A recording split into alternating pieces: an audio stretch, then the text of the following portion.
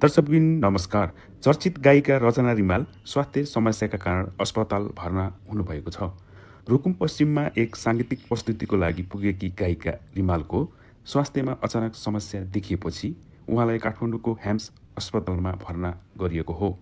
गायक तथा सङ्गीतकार श्रीधर अधिकारीका अनुसार रचनाको सानो आन्द्रामा सङ्क्रमण भएको र पेटमा पनि समस्या देखिएको छ।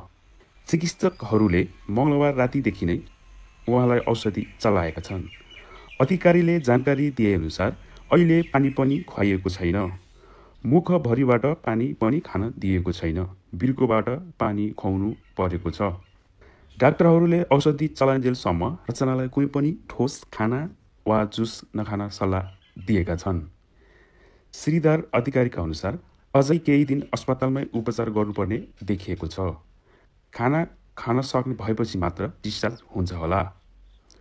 सुरुमा उहाँलाई एपेन्डिसाइटिस भएको आशंकामा नेपालगञ्जबाट काठमाडौँ ल्याइएको थियो, तर ह्याम्स अस्पतालमा गरिएको परीक्षणबाट सानो आन्द्रामा सङ्क्रमण पुष्टि भएको हो। रचना रिमाल रुकुम पश्चिमको सानी भेरी स्थित बेल टापुमा सञ्चालन भइरहेको एक महोत्सवमा प्रस्तुति दिन जाने तयारीमा हुनुहुन्थ्यो। अचानक पेट दुखेपछि उहाँलाई नेपालगञ्ज हुँदै काठमाडौँ ल्याइएको थियो। नेपाली सेनाको हेलिकप्टरले उहाँको उद्धार गरेको थियो।